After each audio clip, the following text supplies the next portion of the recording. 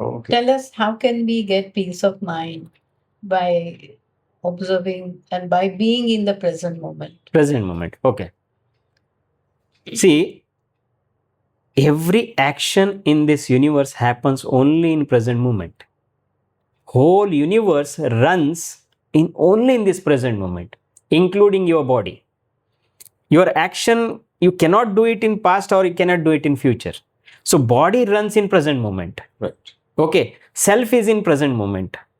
Consciousness is in present moment, and it is in present.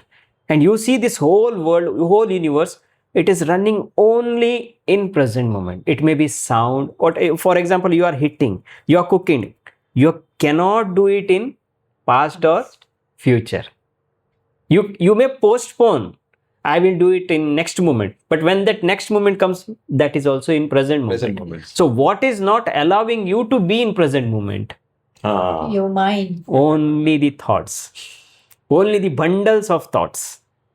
Isn't it? Because when thought itself becomes you, because you are giving importance to thoughts, and when you become thought, then you are out of that moment. Even thoughts also comes in present moment. It cannot come in past and future. Yes.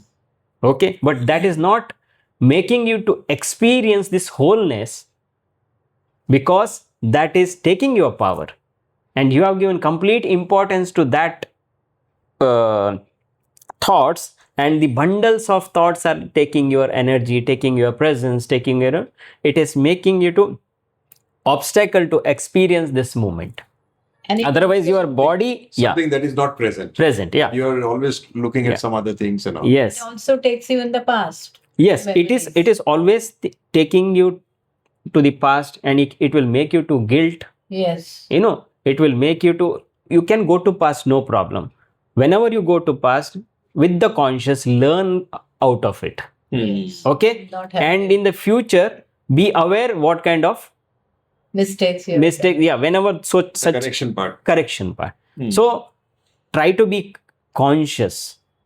Okay, when you try to be conscious, initially you need an effort to try to experience present moment, but once it becomes, until it becomes effortless.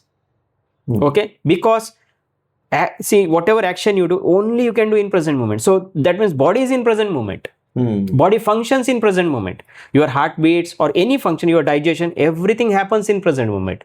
But you are not able to experience only because of the thoughts.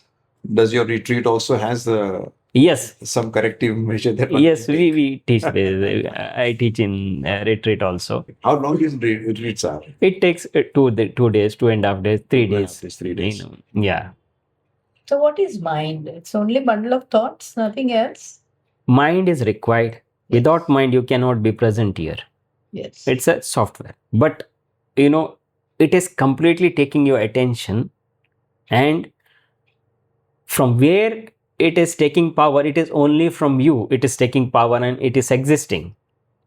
When you reverse it, when you see from which angle it is operating, whether it is from sattva, whether it is from tamas, whether it is from rajas, if you start observing from which layer I am operating, because in frontal cord there are 4 parts.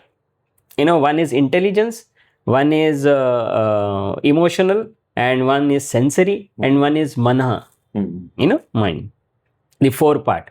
So we must know, that's why Krishna said in Bhagavad Gita to know the vritti of mind. For spirituality, first thing is, because all people are talking about meditation, but the meditation is the 7th subject in spirituality in Patanjali Yoga Sutra. Oh, yeah. Okay. After that, samadhi happens. Yes. That after, there is no effort at all. So how it starts, when you know the vritti of mind. So when you start observing to know this mind, you should start observing it from which it is operating, how it is operating. Okay. Whether it is operating only from rajas, whether it is operating only from tamas, or whether it is operating from sattva, intelligence. So if it is operating from intelligence, you are most beautiful, and you are most powerful, and you are most spiritual. If your tamas is activated or your rajas is activated, then you have to work on yourself, that the moment you start observing this for some period, you see that your journey from tamas to rajas to intelligence, it will travel. When your intelligence grows, so you are conscious, so your decisions are conscious, then you know this mind, what is mind. You're mentioning about the intellect when it grows, your consciousness and all that, it overlaps with the rajas and tamas, and Yeah. sort of, you come out of the the cyclic chakra that every human being undergoes. So you have to tell us some ways Yeah. of reaching that state. Yeah. You are already in that state, because that state is around you, within you. Only thing is that what is not making you to experience it, to that, what is it? That is nothing but your vritti of mind, manaha. That only you can come back. Now the power of your sattva, the intelligence, is very less. The power of the normal mind called rajas and tamas is a little more. So whatever decisions they are taking, they will not ask anything to intelligence. Immediately the reaction will come out. Right. Okay. The moment you pause, the moment you are aware, they cannot take your power. Okay. They will be powerless. Okay. When it becomes constant, when they are powerless for more time, then you know what is your true nature. Okay. So for example, it is not practice for every day 10 minutes or 20 minutes. Keep you observe what happens. The intelligence will grow and they will lose the power. Who? Tamas and rajas. Otherwise, people are doing murder, people are doing rape, people are, they don't understand others' feeling. Antisocial activities. Why? Because there is no awareness what they are doing it. It is from tamas. Tamas activity. So they don't know their own vritti of mind. Whatever it says, they will immediately do the action.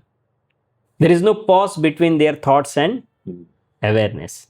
So once you are aware of it, whatever thoughts are coming, if it is filtering in your intelligence, then your consciousness, you will be conscious. Right. It will increase. So slowly you will be aware of every thoughts. Okay. So whenever you are aware of your thoughts, it's like a cloud in the sky. So you are aware of this kind of thoughts. So then slowly you see that you are experiencing yourself. You are experiencing consciousness through this body. Yeah. So it's a constant quest to remain aware all the time, at all the moments, in present moments. Yes. First you start from effort. Initially it is not possible. Then you see that it's an effortless journey. You don't have to put any effort. It is your beingness. It is your core nature. Okay. Yes. Krishnaji, would you please tell us something about the planetary meditation? Yes. A planetary means we are sitting here and every being in this planet, it is connected. And planetary means it is a vibration.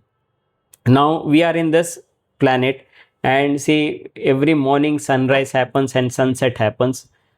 We can see moon also. There is planetary. All planetary are present. So each and every particle in this planet or in entire universe is connected with each other and they have certain vibrations. So which particular period what has taken birth, for example, even an insects or even a grass, that also has that vibration. So astrology is not only for human being, astrology calculation is for that insects also we can do, for even for that pets also we can calculate. Okay. What is it? Nothing but about connection between all the planets and the vibration of that. Right. Isn't it? So all the living bodies has that connection. So but also grass you mentioned. Non-living also. Non-living also. So when we balance that vibrations through meditation, when we honor them through certain rituals or any meditation, then we balance their vibrations also. Okay. We bring that vibration in harmony. So when your planetary position is very weak, what obstacle will come in, very strong obstacles that can be minimized. And when your planetary position will be in very peak, you can reach success and you can be in highest. So but when you're not giving importance to these vibrations, when that time when your position is very in peak, that time you will be okay. And when you're not giving importance to those vibrations, you're not doing any kind of remedy to harmony those vibrations of planetary. When your planetary position is very weak, your situation, your obstacles will be very hard. Okay. To balance that, there are many methods you can harmonize that. By wearing those stones and all, can you really help? That really helps. That also has a little vibration. But what remedy you do from within, that is much more effective. Yes, that is, those stones are also mentioned in Vedic scriptures, and the like a fire ceremony. Through the fire ceremony in Indian culture, we do Navagraha Havan fire ceremony to balance and harmonize those vibrations. Because fire is a driving force for each and everything. Okay. Because when universe has started, it started from before the beginning. Really, it started from light. And all the sparks, nothing but souls. How it has started from the spark of that universal light. So for each and everything, fire is a driving force. For digestion, for motor vehicle or whatever, without current, without electricity, nothing moves. So fire is a driving force. Through fire ceremony, that's why rishis, munis have found through fire ceremony how to balance each and every planetary positions, and to balance each and astrological problems and remedies. So as I understand, fire is helping to connect with all the elements around. You see the sun, without sun rays, nothing happens in this world. Even for grass, even for vegetables, we need sunlight, isn't it? Okay. Fire is required for each and everything.